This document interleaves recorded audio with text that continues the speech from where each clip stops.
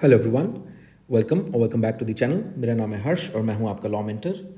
आज हम अगले सब्जेक्ट की ओर चल रहे हैं। हमारा जो आज का टॉपिक है वो है introduction to the thoughts.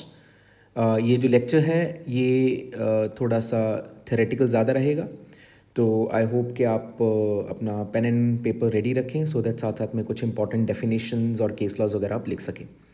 With this in mind चलिए आगे चलते हैं। ये आज का ओवरव्यू है। सबसे पहले हम देखेंगे nature and definition of taught, कि टॉट होता क्या है। उसके बाद हम देखेंगे लाइबिलिटी, उसमें देखेंगे फॉल्ट या स्ट्रिक्ट बेस्ड लाइबिलिटी कौन सी होती है। अब nature and definition of taught की बात करें तो लॉ ऑफ टॉट्स जो है एक सिस्टम ऑफ लॉ है which enables a person who has suffered harm और injury by the acts of another may claim a damage in a civil suit. The essential nature of the law of torts is that it is not codified. अब taught क्या है? देखिए, anything which is a wrong but जिसके बारे में कोई codified law नहीं है उसको हम टॉट मानते हैं। जो टॉट है वो एक सिविल रॉन्ग है, ठीक है, यानी कि ये एक इंडिविजुअल के अगेंस्ट किया जाता है और उसके बारे में कोई कोडिफाइड लॉ नहीं है, उसको हम टॉट्स की डेफिनेशन में रखते हैं। तो सबसे इंपॉर्टेंट चीज़ जो हमें याद रखनी है टॉट के बारे में वो ये है कि दिस इज़ नॉट कोडिफाइड, ठीक है। तो just like English law, India में भी जो लॉ ऑफ टॉट्स है ये कॉमन लॉ प्रिंसिपल पे बेस्ड है, यानी कि over a period of time judgments जो आती हैं जो किसी केस के बारे में, जो उसके कन्वेंशंस के थ्रू और जजमेंट्स के थ्रू ये जो लॉ है इवॉल्व होता है over a period of time, ठीक है, विच is the product of judicial decisions, ठीक है। ये चीज़ हमें याद रखनी है। जो एप्लीकेशन है इसकी इंडिया में और इंग्लैंड में थोड़ी डिफरेंट रहती है, तो जहाँ जहाँ पे वो वेरिएंस रहेगा वो हम डिस्कस करते जाएंगे उसके साथ साथ। लेकिन इंपॉर्टेंटली आपको ये याद रखना है जो टॉट है वो सिविल रॉन्ग है, और दूसरा कि ये अनकोडिफाइड है, और तीसरा that it is based on common law, ठीक है, यानी कि it is based on judicial decisions. ये आपको याद रखना है। There is very little legislation in the area of tort in India. The reason is simple. The tortious liability can arise in a number of ways, and the number is so large that it is almost impossible to specify each and every act. तो हमें पता है कि इतने types of torts हो सकते हैं, इसीलिए इसको लेजिस्लेट करना, इसको कोडिफाई करना थोड़ा डिफ़िकल्ट है। कुछ चीज़ें हैं जो कोडिफाई हो चुकी हैं, कुछ चीज़ें हैं जो, ज़्यादातर जो चीज़ें हैं वो कोडिफाइड नहीं हो चुकी हैं। जैसे अब रिसेंट टाइम्स में हमने देखा है कि कुछ पार्ट्स कोडिफाई हो चुके हैं लॉ ऑफ टॉर्ट्स के, जैसे कि workmen's compensation act, employers' liability act etcetera. तो ये एग्जाम्पल्स हैं टॉर्ट लॉ की जो कि कोडिफाई हो चुकी है, ठीक है। मोस्टली कोडिफाइड नहीं है, वो जुडिशियल डिसीजन पे बेस्ड चलता है। Unlike in England, there is very little tort legislation in India, the reasons being lack of consciousness about one's rights and the spirit of toleration, problem of recognition of the action by courts and awarding very low damages, ठीक है। No precise or scientific definition of tort has been framed so far, या अभी तक कोई scientific definition नहीं है। लेकिन अगर हम बात करें कि टॉर्ट जो शब्द है वो कहाँ से आता है, it is derived from the Latin term tortum, जिसका मतलब है टू ट्विस्ट, ठीक है, जिसका मतलब है to twist. This implies a conduct which is not lawful. Twist शब्द से बना है टॉट, जिसका मतलब है नॉट लॉफुल, ठीक है, यानी कि ट्विस्टेड, क्रूकेड और अनलॉफुल। सेलमेंट की जो डेफिनेशन है टॉट को लेके वो काफ़ी इंपॉर्टेंट है। सेलमेंट बोलते हैं that it is a civil wrong for which the remedy is a common law action for unliquidated damages which is not exclusively the breach of contract or the breach of trust or other merely equitable obligation. यानी कि जो taught है वो एक ऐसा civil wrong है जिसकी remedy common law के अंडर डैमेजेस है और जिसके आपको अनलिक्विडेटेड डैमेजेस मिल सकते हैं। अब अनलिक्विडेटेड और लिक्विडेटेड डैमेजेस का फ़र्क क्या है? लिक्विडेटेड डैमेजेस वहाँ पे होते हैं जहाँ पे पार्टीज़ ने मिलके पहले से डिसाइड रखा है, यानी कि प्री डिटर्मिन्ड जो डैमेजेस हैं उनको हम लिक्विडेटेड डैमेजेस बोलते हैं, और जो नॉन डिटर्मिन्ड है, जो अभी तक डिसाइड नहीं किए गए हैं, उनको ऑन द मोमेंट और in the moment of the hearing court decide करता है, उनको हम बोलते हैं अनलिक्विडेटेड डैमेजेस, ठीक है। फ्रेजर की डेफिनेशन देखते हैं क्या है। फ्रेजर बोलते हैं कि it is an infringement of a right in rem of a private individual giving a right of compensation to the suit of the injured party। यानी कि एक इन्फ्रिंजमेंट है किसकी, एक राइट की। राइट क्या है, वो राइट है जो कि एक इंसान का against the rest of the world है। राइट इन रेम होता है right against the world. Right in rem का मतलब होता है right against the world. Against the world का मतलब कि ये जो अधिकार है ये मेरा है, इसको वर्ल्ड में कोई और इन्फ्रिंज नहीं कर सकता। वो एक प्राइवेट इंडिविजुअल का राइट है, और अगर वो कोई इन्फ्रिंज करता है तो उसके पास राइट ऑफ कॉम्पनसेशन बन जाता है। ठीक है, तो ये टॉर्ट की डेफिनेशन फ्रेजर ने दी है। उसके बाद विनफील्ड की डेफिनेशन, ये देखिए दो टर्म्स आपको याद रखने हैं, एक है सैलमंड और दूसरा है विनफील्ड। इनके ऊपर क्वेश्चन आने के बहुत चांसेस रहते हैं कि इन दोनों का डिबेट चला था काफ़ी लंबे समय तक, weather it is law of टॉट और लॉ ऑफ टॉट्स। ठीक है, तो आपको ये सैलमंड और विनफील्ड दोनों के नाम याद रखने हैं। Tortious liability arises from the breach of a duty primarily fixed by the law. This duty is towards persons generally and its breach is redressible by an action for unliquidated damages. वही चीज़ Lord Denning का क्या कहना है, the province of tort is to allocate responsibility for injurious act. ठीक है, तो हमने अभी तक जो डेफिनेशन देखी हैं उससे हमें एक चीज़ तो समझ आ रही है कि ये एक सिविल रॉन्ग है, ये एक रॉन्ग है जिसकी रेमेडी जो है वो कॉम्पनसेशन है, जो कि इंसान एक इंजर्ड पार्टी जो है वो दूसरे से ले सकता है। ठीक है, अब is it a law of टॉट और लॉ ऑफ टॉट्स, जैसे मैंने आपको बताया ये दो थियरीज हैं कि इसको लॉ ऑफ टॉट बोलेंगे या लॉ ऑफ टॉट्स बोलेंगे। There are two theories with regard to the basic principle of liability of law of टॉट और law of torts. All injuries done by one person to another are torts unless there is some justification recognized by law. ठीक है, second, there is a definite number of torts outside which liability in tort does not exist. अब देखिए दो basically law of टॉट और law of thoughts का concept कैसे आया। लॉ ऑफ टॉट्स और लॉ ऑफ टॉट का डिफरेंस इसलिए किया जाता है कि मान लीजिए कि एक जो रॉन्ग है उसको ऑलरेडी किसी तरीके से रिकग्नाइज बाय लॉ कर रखा है कि ये जो रॉन्ग है ये लॉ ने पहले से रिकग्नाइज कर रखा है। रॉन्ग रिकग्नाइज्ड बाय लॉ, यानी कि लॉ ने इसको कवर पहले से कर रखा है। अगर पहले से कवर कर रखा है तो हम फिर उसको बोलेंगे that it is a law of torts, यानी कि these are the number of torts जो कि ऑलरेडी रिकग्नाइज्ड हैं बाय लॉ। तो अगर कोई रॉन्ग इस टॉट की कैटेगरी में फॉल कर जाएगा जो डेफिनेशंस बनी हुई हैं, तो उसको हम बोलेंगे कि that is a taught. But अगर मान लीजिए वो किसी रिकग्नाइज्ड डेफिनेशन में फॉल नहीं करता है, तो इसीलिए उन्होंने बोला कि इसको हम ओपन एंडेड रखेंगे। उस रॉन्ग को which is not recognised by law will keep it open ended and we will say that this is a law of taught.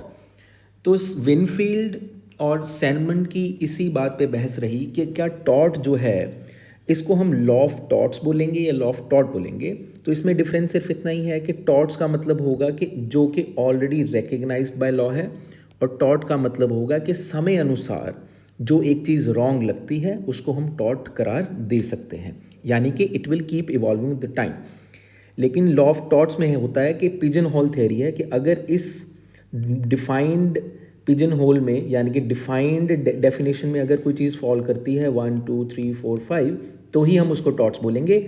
अगर उसमें फॉल नहीं करेंगी तो हम उसको टॉट नहीं बोलेंगे। तो ये दो अलग अलग थ्योरी हैं।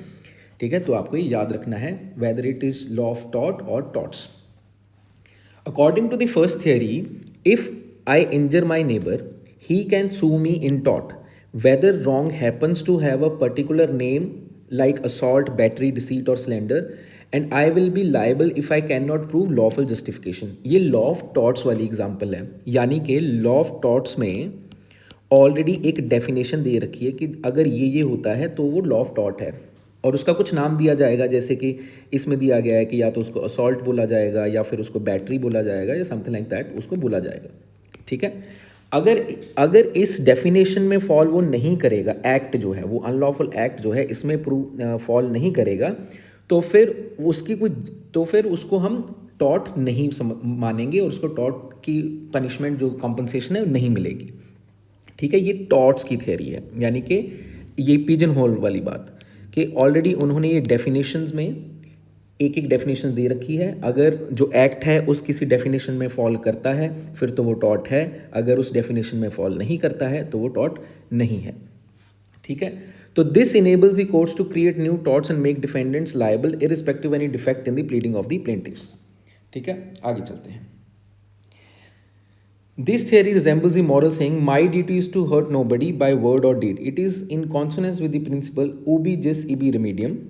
Winfield and Pollock support the first theory. Winfield is of the view that it is law of tort, and the fact that new torts are recognized from time to time supports this theory. For instance, negligence became a new specific tort only by 19th century AD.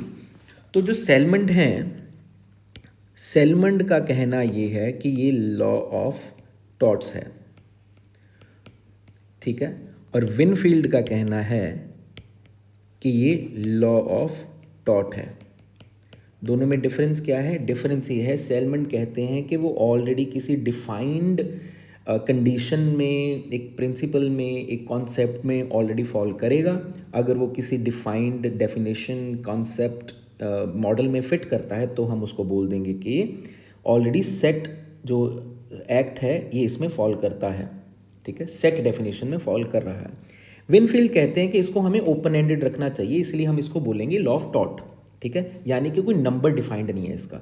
Over a period of time जैसे जैसे कोई नई चीज़ आती रहेगी वैसे वैसे वो जो टॉर्ट की डेफिनेशन है वो चेंज होती रहेगी। जो एक एक्ट है, एक सिविल रॉन्ग है, वो according to time and situation बदलता रह सकता है। जैसे कि इसमें एग्जांपल दी गई है, जो नेग्लिजेंस है वो जो टॉर्ट बना है वो 19th सेंचुरी में टॉर्ट बना है, इससे पहले नेग्लिजेंस टॉर्ट नहीं था। ठीक है, तो विनफील्ड की कॉन्सेप्ट पे ये थ्योरी, ये जो एग्जांपल है ये सेट बैठती है कि over a period of time tort जो है वो according to time and situation change हो सकते हैं। डेफिनेशंस अगर हमने सेट करके पहले से ही रख दी तो नए जो ऐसे एक्ट हैं जो रॉन्ग हो सकते हैं उनको हम टॉर्ट नहीं बोलेंगे, तो ये सही तरीका नहीं होगा। तो विनफील्ड ने इसीलिए बोला कि इसको हम ओपन एंडेड रखो, लॉ ऑफ टॉर्ट रखो, और सेलमन बोलते हैं कि पहले प्री डिफाइंड डेफिनेशन में ही फॉल करेगा तभी हम लॉ ऑफ टॉर्ट्स बोलते हैं उसको।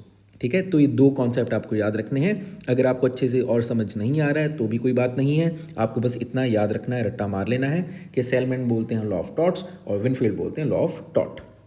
चलिए आगे।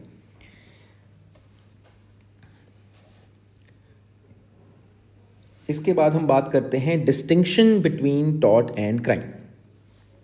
अ tort is a private wrong, जैसे मैंने आपको बताया, एक सिविल रॉन्ग है, एक प्राइवेट रॉन्ग है। जो क्राइम है वो एक पब्लिक रॉन्ग है। ठीक है, there are various wrongs which both under criminal law and law of torts. Example क्या है? जैसे कि असॉल्ट है, डेफेमेशन है, नेग्लिजेंस है, न्यूसेंस है, कॉन्स्पिरेसी है।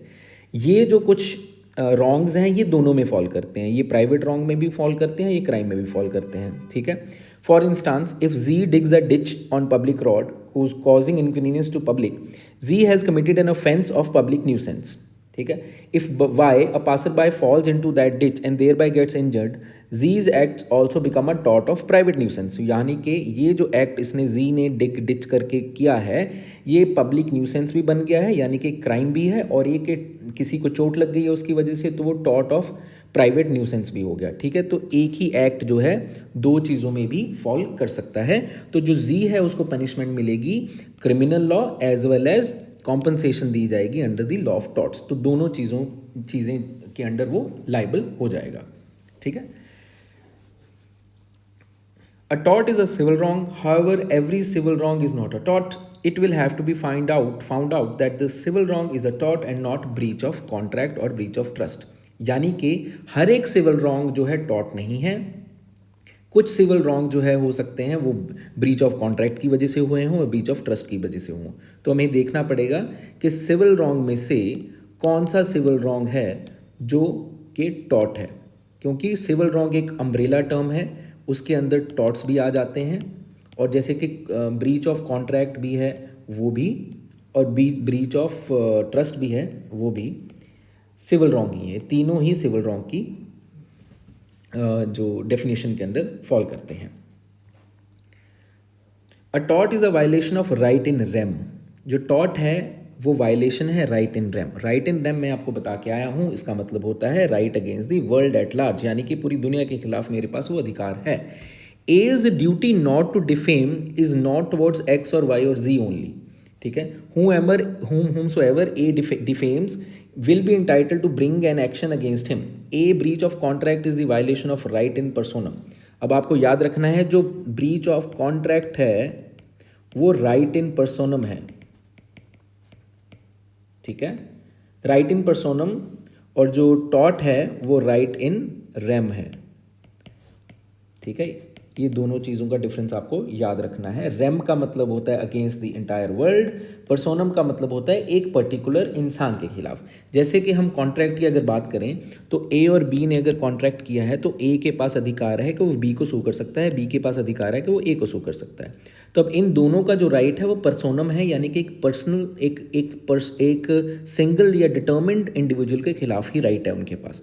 इसको हम बोलते हैं राइट इन पर्सोनम, और अगर वो अधिकार पूरे वर्ल्ड के खिलाफ हो उसको हम बोलते हैं राइट इन रेम, ठीक है। जैसे मान लीजिए, इसकी बहुत अच्छी एग्जांपल है मेरे पास, मान लीजिए एक मेरी लैंड के प्रॉपर्टी के पेपर्स हैं, रजिस्ट्री है मेरे पास, तो वो जो रजिस्ट्रेशन है वो है मेरा राइट इन रेम, यानी कि पूरे वर्ल्ड के अगेंस्ट मेरे पास वो अधिकार है कि ये जो मेरी ज़मीन है ये मेरे नाम पे है, कोई इसके ऊपर क्लेम नहीं कर सकता, ठीक है। तो जो टॉट है वो राइट इन रेम है और जो ब्रीच ऑफ कॉन्ट्रैक्ट है वो राइट इन पर्सोनम है, ठीक है। However, sometimes the same wrong is both a breach of contract and a tort. In a tort, motive can be relevant.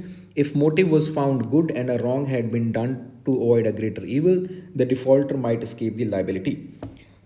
In a breach of contract, the defaulting party is bound to incur liability irrespective of the motive. यानी कि tort में motive को देखा जा सकता है कि किस कारण से ये काम किया गया है, लेकिन ब्रीच ऑफ कॉन्ट्रैक्ट में ऐसा कुछ नहीं है। अगर ब्रीच हो गया है तो हम मान लेंगे कि ये लाइबल बनता है इंसान, लेकिन टॉर्ट्स में मोटिव इंपॉर्टेंट होता है। अब डैमेजेस की बात करते हैं। जो डैमेजेस है, it is the most important remedy for a tort as well as contract. The basic principle for the measure of damages in torts as well contract is same, यानी कि जिन प्रिंसिपल के ऊपर बेस्ड डैमेजेस डिसाइड किए जाते हैं वो torts और contract में सिमिलर है, ठीक है। और वहाँ पे जो प्रिंसिपल यूज़ किया जाता है वो है रेस्टिट्यू इन एंटीग्रम, यानी कि restoration to the previous position. ये मैक्सिम भी आपको याद रखना है, आ सकता है अलग से, रेस्टिट्यू इन एंटीग्रम, इसका मतलब है restoration of the parties to the previous position, यानी कि उनको उसी पोजीशन पे वापस लेके जाओ जहाँ पे वो उस एक्ट होने से पहले थे। कुछ डिफरेंसेस भी हैं डैमेजेस में, जैसे कि टॉर्ट में अनलिक्विडेटेड डैमेजेस होते हैं, मैं आपको बता के आया हूँ, जो कि कोर्ट डिसाइड करता है, यानी कि विच इज़ नॉट प्रीवियसली डिटर्मिन्ड, ठीक है। और ब्रीच ऑफ कॉन्ट्रैक्ट में क्या होता है, जो डैमेजेस होते हैं वो लिक्विडेटेड होते हैं, मोस्टली लिक्विडेटेड होते हैं, ज़रूरी नहीं है कि हमेशा ही लिक्विडेटेड हों, ठीक है। इंटेंशन जो है is an essential element tort में इंटेंशन देखा जाता है डैमेज असेस करते हुए कि किस इंटेंशन के साथ वो काम किया गया है, लेकिन ब्रीच ऑफ कॉन्ट्रैक्ट में इंटेंशन नहीं देखा जाता। जैसे ही ब्रीच ऑफ कॉन्ट्रैक्ट हुआ तो वो दूसरा इंसान जो है लाइबल हो जाता है। In contract damages are only a compensation, there is no such distinction as nominal और एग्जाम्पलरी डैमेजेस, ठीक है, in contract except in action for breach of promise of marriage, ठीक है। कॉन्ट्रैक्ट में सिर्फ जो डैमेजेस हैं ओनली कॉम्पनसेशन है। There is no such distinction as nominal और एग्जाम्पलरी डैमेजेस एज इन टॉट इन कॉन्ट्रैक्ट, ठीक है, ये हमें याद रखना है। The rule as to remoteness of damage is not the same in actions of taught end of contract. In taught damages are given for consequences of which the defendant had no notice, ठीक है, ये पॉलीमिस case में बोला गया था।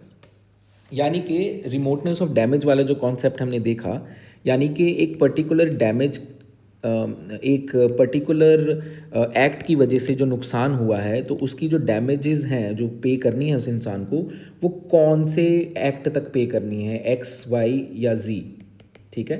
तो अगर तो डायरेक्ट कॉन्सिक्वेंस है तो एक्स उसके लिए तो डैमेजेस पे करनी है, लेकिन वाई या जी के लिए करनी पड़ेंगी या नहीं, ये यूजुअली नहीं की जाती हैं, यानी कि यूजुअल कोर्स ऑफ एक्शन में वाई और जी के लिए पे नहीं किया जाएगा।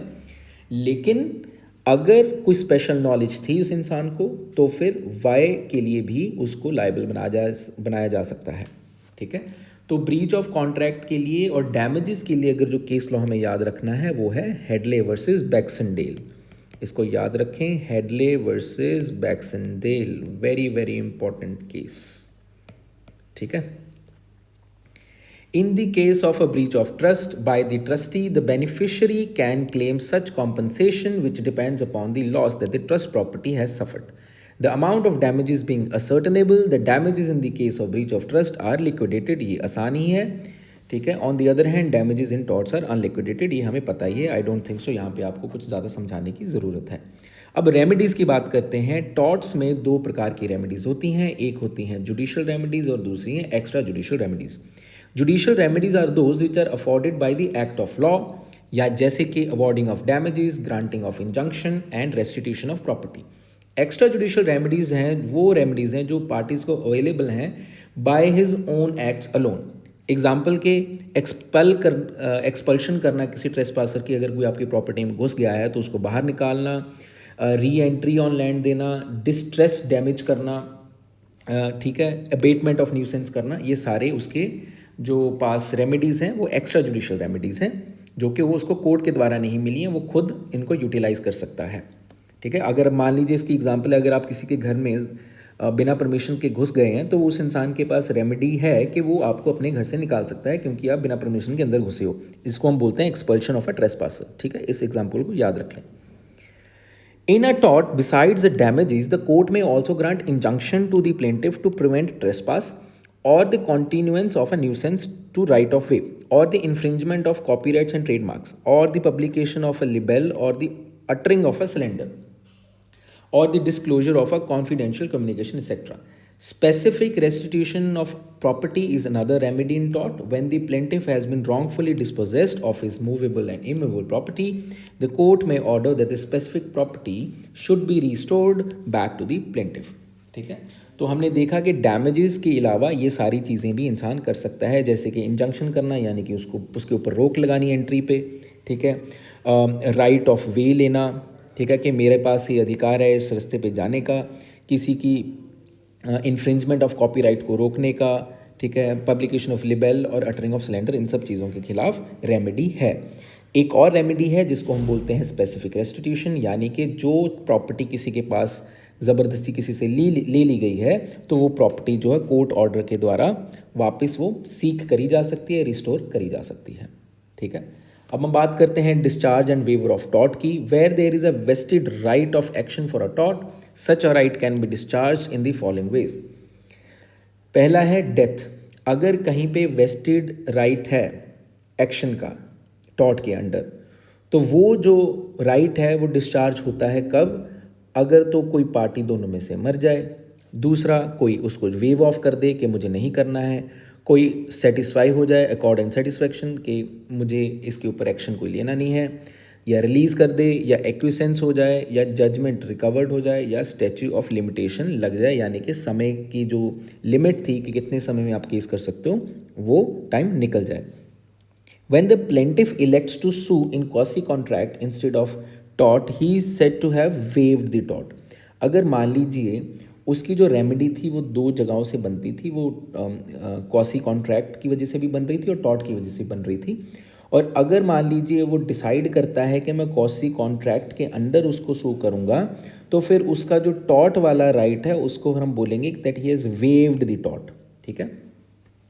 The torts which can be waived are those of conversion, trespass to land or goods, deceit or action for extorting money by threats. In certain torts like defamation and assault, the doctrine of waiver cannot be applied. Defamation और assault में waiver नहीं लग सकता है, यानी कि assault और defamation को आप waive off नहीं कर सकते इस tort को. Who cannot sue? Ordinarily, all persons are entitled to sue in tort, but there are certain exceptions to this rule. जैसे कि a bankrupt, a corporation, a child in the womb. ये जो तीन एग्जांपल्स हैं ये वो examples हैं जहाँ पे एक्सेप्शन है, जहाँ पे टॉर्ट के लिए जो सू नहीं कर सकते हैं. A convict in India unlike England में सू. इंडिया में अगर कोई कन्विक्ट है तो वो सू कर सकता है. ठीक है. A bankrupt may sue for personal wrongs. In India unlike England an action in tort by one spouse against the other is maintainable. ठीक है. इंडिया में एक स्पाउस दूसरे स्पाउस के अगेंस्ट टॉर्ट का केस कर सकता है. A corporation can sue for a libel affecting its property और business, and infant can sue for a tort.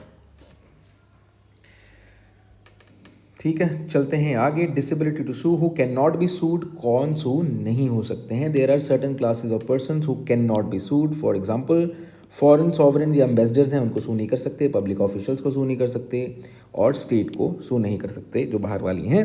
However the public officials for their private acts can be sued. Similarly the state can be sued for non sovereign functions. ये हम आगे देखेंगे। An infant is in general liable for his torts in the same manner as an adult. However, where intention, knowledge or malice is an essential, वहाँ पे infancy can be a defense. Similarly, a lunatic or a drunkard can be made liable. A married woman may sue and be sued alone. In India, a husband is not liable for the torts of his wife. अब हम बात करते हैं liability based on fault and strict liability. A liability based on fault implies that the defendant is liable because of harms caused with an intention or negligence on his part. A strict liability makes the defendant liable for accidental harms caused without an intention and negligence on his part. In other words, sometimes the law recognizes no fault liability. So normally तो हमें पता है कि अगर किसी का कोई fault होगा, नॉर्मल सिनेरियो क्या है कि अगर किसी का कोई फॉल्ट होगा तो उसके लिए उसको सू किया जाएगा, ठीक है, और उसके लिए उसको लाइबल भी बनाया जा सकता है, ठीक है। लेकिन कुछ एक्ट्स ऐसे होते हैं जहाँ पे फॉल्ट के बिना भी आपको लाइबल करार दिया जा सकता है, उसको हम बोलते हैं स्ट्रिक्ट लाइबिलिटी, ठीक है। स्ट्रिक्ट लाइबिलिटी का कॉन्सेप्ट बहुत इंपॉर्टेंट है क्योंकि इसके ऊपर बहुत बार क्वेश्चन बनता है, तो स्ट्रिक्ट लाइबिलिटी हम ध्यान से देखेंगे। In general, a tort consists in some act done by the defendant whereby he has without just cause or excuse caused some form of harm to the plaintiff. The fundamental principle of this breach of law is alterum non laudere, to hurt nobody by word or deed. An action of tort therefore is usually a claim for pecuniary compensation in respect of damage suffered as the result of the invasion of legally protected interest. ये general conditions हैं, यानी कि in order to constitute a crime ये following condition satisfy होनी चाहिए। वो क्या क्या हैं? पहले तो एक रॉन्गफुल एक्ट या ओमिशन होना चाहिए, ठीक है। एक रॉन्गफुल एक्ट और ओमिशन किया, किसने किया? डिफेंडेंट ने किया। और जो सच एक्ट और ओमिशन है उसकी वजह से लीगल डैमेज हुआ, लीगल डैमेज को हम बोलते हैं इंजरी, ठीक है, याद रखिएगा, लीगल डैमेज को हम बोलते हैं इंजरी। और some legal remedy in the form of action for damages must be available, और वहाँ पे एक लीगल रेमेडी जो है अवेलेबल है इन the form of N action for damages, यानी कि कॉम्पनसेशन लेने के लिए लीगल रेमेडी अवेलेबल है। अब जब ये तीन चीज़ें अवेलेबल हैं, कंडीशंस फुलफिल होती हैं, तो हम बोलते हैं कि एक टॉर्ट कॉन्स्टिट्यूट हुआ है और उसकी वजह से the person has the right to get the remedy for the breach और फॉर द डैमेज और for the injury that has been cause to that person. अब सबसे पहले एक एक करके तीनों को ऐसे चेक करेंगे। पहले हम एक्ट और ओमिशन की बात करते हैं। In order to make a person liable for a tort he must have been done some legal wrong, उसने कोई लीगल रॉन्ग किया होना चाहिए, यानी कि उसने कुछ लीगल राइट वायलेट किया होना चाहिए किसी अदर इंसान का। Example, committing the act of trespass और डिफेमिंग अ पर्सन।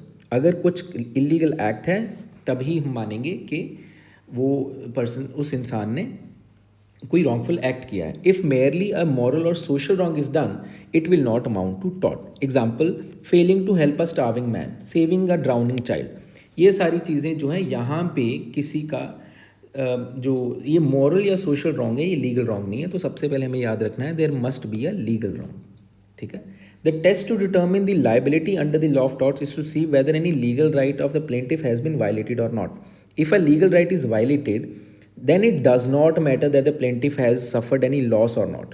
अगर किसी का लीगल राइट वायलेट हुआ है, ठीक है, then it does not matter चाहे किसी को कोई पर्सनल लॉस हुआ है या नहीं हुआ है। ये मैटर करता है कि क्या उसका जो लीगल राइट है वो इन्फ्रिंज हुआ है कि नहीं हुआ है। जैसे कि इसकी बहुत बढ़िया एग्जांपल है कि अगर मैंने आपको वोट डालने नहीं दी और जिस इंसान को आपने वोट डालनी थी वो जीत गया, ठीक है, लेकिन आपको नुकसान तो कुछ नहीं हुआ क्योंकि जिसको आपने वोट डालनी थी वो तो जीत ही गया, लेकिन फिर भी आपका लीगल राइट इन्फ्रिंज हुआ है। क्या आपका लीगल राइट था? The voting right. मैंने वो आपका वोटिंग राइट फुलफिल नहीं होने दिया, जिसकी वजह से आपको लीगल इंजरी हुई। वो लीगल इंजरी की जो भरपाई है, जो कॉम्पनसेशन है, वो मुझे देनी पड़ेगी, चाहे आपको उससे कोई एक्चुअल लॉस हुआ है या नहीं हुआ है, ठीक है। इसीलिए जो टर्म है, the term injuria refers to infringement of a legal right and the term क्लैमनम मीन्स सब्सटेंशियल हार्म और damage, the term sine means without, यानी कि सॉरी ये टर्म क्लैमनम नहीं है, डैमनम है, ठीक है। तो जो इंजूरिया साइन डैमनम, इसीलिए ये जो मैक्सिम है इसको हम ऐसे लिखते हैं, यानी कि लीगल इंजरी हुई, साइन का मतलब विदाउट, डैमनम मतलब डैमेज, यानी कि कोई नुकसान यानी कि लॉस, किसी लॉस के बिना आपको लीगल इंजरी हो गई, यानी कि आपका लीगल जो राइट है वो इन्फ्रिंज हुआ। जैसे मैंने वोटिंग वाली एग्जांपल दी, इसको हम बोलते हैं इंजूरिया साइन डैमनम, ठीक है। This maxim means violation of a legal right without causing any harm, loss और damage to the plaintiff. Thus, it is the behavior which is actionable as a tort. It is always actionable as legal wrong entails a remedy. ये वही है concept जो मैं आपको बता रहा था, इंजूरिया साइन डैमनम। The act of trespassing is actionable even though the plaintiff has not suffered any harm. ये भी एक एग्जाम्पल है, ट्रेसपासिंग भी एक एग्जाम्पल है इंजूरिया साइन डैमनम की, ठीक है। Similarly a libel is actionable per se, while slender that is oral as opposed to written document is not actionable without proof of actual damage. जो लिबेल है, ठीक है, वो है रिटन, स्लेंडर होता है ओरल डेफेमेशन, लिबेल होता है रिटन डेफेमेशन और स्लेंडर होता है ओरल डेफेमेशन। तो रिटन डेफेमेशन तो एक्शनेबल पर से ही है, जैसे ही किसी के खिलाफ आपने कुछ लिख के भेजा तो आपके खिलाफ कार्रवाई हो सकती है, ठीक है। लेकिन स्लेंडर में जो है आपको वो प्रूफ देना पड़ेगा कि एक्चुअल डैमेज हुआ है, ठीक है। तो इंजूरिया साइन डैमनम का बहुत ही इंपॉर्टेंट केस है। दो केसेस आपको याद रखने हैं, HP versus white and Bhim Singh versus state of Jammu and Kashmir, ठीक है। ये Bhim Singh versus state of Jammu and Kashmir वाला और ये वाला जो केस है, दोनों वोटिंग राइट से ही रिलेटेड है, जो मैंने आपको एग्जांपल पहले दी है। तो प्लेंटिफ है जो क्वालिफाइड वोटर है at a parliamentary election, but the defendant जो कि रिटर्निंग ऑफिसर था, उन्होंने रॉन्गफुली रिफ्यूज़ किया उनको प्लेंटिफ को वोट करने से। अब उसकी वजह से उनको लॉस तो नहीं हुआ इस रिफ्यूज़ल से, because the candidate for whom he wanted to vote वो जीत गया वैसे भी, लेकिन उसका लीगल राइट जो है वो वायलेट ज़रूर हो गया, ठीक है। तो आपको एशबी वर्सेस वाइट याद रखना है, और same thing happened in Bhim Singh versus state of Jammu and Kashmir, दोनों में ही वोटिंग करने नहीं दी। Damnum sine injuria, it means the plaintiff may suffer actual or substantial loss without any violation of infringement of legal right. अब ये exactly उसका उल्टा है। डैमनम यानी कि लॉस हो गया उसको, साइन इंजूरिया मतलब कोई लीगल इंजरी नहीं हुई, तो इस केस में कोई कार्रवाई नहीं बनती है, क्योंकि उसका लीगल राइट वायलेट हुआ ही नहीं है। चाहे उसको नुकसान हो गया, लेकिन उसका कोई जो है लीगल राइट वायलेट नहीं हुआ है। जैसे कि एग्जाम्पल ये है कि एक स्कूल है, इसमें ग्रामर स्कूल की डेफिनेशन का ग्लोकोस्टर ग्रामर स्कूल की एग्जांपल बहुत इंपॉर्टेंट है, वो बार बार आती है इसमें, ठीक है। जैसे कि ये देखिए ग्लोकोस्टर ग्रामर स्कूल केस, इसमें क्या हुआ, तो जो डिफेंडेंट है एक हेडमास्टर है, उसने एक ही set up a rival school to that of the plaintiffs. Because of the competition, plaintiff के जो plaintiff had to reduce their fees, held that the plaintiffs had no remedy for loss thus suffered by them. यानी कि उन्होंने दो school, मतलब एक school पहले था, स्कूल ए था, एक स्कूल बी था। अब स्कूल बी कंपटीशन में होने की वजह से स्कूल ए को अपना फीस कम करनी पड़ी, जिसकी वजह से उनको फाइनेंशियल लॉस हो गया, तो ए ने बी को सू कर दिया। बट यहाँ पे कोर्ट ने कहा कि यहाँ पे डैमनम साइन इंजूरिया है, यानी कि आपको लॉस ज़रूर हुआ है, लेकिन आपकी बी ने कोई लीगल राइट की वायलेशन नहीं की है, ठीक है। तो आपको ये याद रखना है। इसके बाद हम चलते हैं लीगल रेमेडी और डैमेजेस पे। The third and the final ingredient for a tort is that there must be a civil action available for damages, which is the main remedy. Other remedies such as injunction are additional only. The maxim ubi jus ibi remedium, ये आपको बहुत important है, याद रखना है। ubi jus ibi remedium का मतलब है where there is a right there is a remedy। जहाँ पे एक राइट है वहाँ पे एक रेमेडी भी होगी, ठीक है, हमको याद रखना है। अब हम बात करते हैं मेंटल एलिमेंट टॉर्शियस लाइबिलिटी में। Unlike criminal law where mens rea यानी कि guilty mind is an important factor to determine a crime, in a tort the state of mind of a person is not so important and in fact irrelevant except in certain cases, because unlike criminal law the focus in the law of torts is not on punishing the wrongdoer but vindicating the rights of the injured person, ठीक है। The term malice has been used in two different senses, एक है malice in law, एक है malice in fact. Malice in law होता है, in its legal sense the term malice means a wrongful act done intentionally without just cause or excuse। एक ऐसा wrongful act जो कि intentionally किया गया है without किसी को just cause के या excuse के। A wrongful intention is presumed in case of an unlawful act done without just cause or excuse। Malice in fact किसको बोलते हैं? It is in its narrow and popular sense the term malice means an evil or improper motive। ठीक है, ये उसका malice in fact का मतलब है। ठीक है। So as a general rule malice in the sense of improper motive is entirely irrelevant in the law of torts. The law in general asks merely what the defendant has done and not why he did it. ये नहीं पूछा जाता है normally. ठीक है। The case of so and so that lawful act does not become unlawful merely because of an evil motive. In this case, the defendant was held not liable for intentionally intercepting by means of excavation on his own land the underground water that would otherwise have flowed into the adjoining reservoir of plaintiffs, although his sole motive in doing so was to force the plaintiff to buy his land at his own price। ठीक है। इस case में Bradford corporation versus pickles के case में उसका जो काम करने का कारण था, एक्ट करने का कारण था, वो ईवल मोटिव था। तो लेकिन काम वो सही कर रहा था, उसका हक था, राइट था वो करने का। तो उन्होंने बोला कि चाहे वो ईवल मोटिव की वजह से किया गया हो, यानी कि चाहे वो मैलिस से किया गया हो, लेकिन जब तक वो राइट है तो उसको आप रॉन्ग नहीं बोल सकते हैं। ठीक है।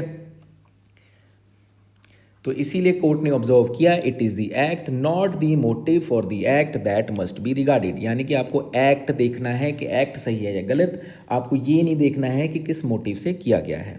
ठीक है। सो टॉर्ट्स, अब हम देखना है कि मैलिस रेलिवेंट कहाँ पे होता है।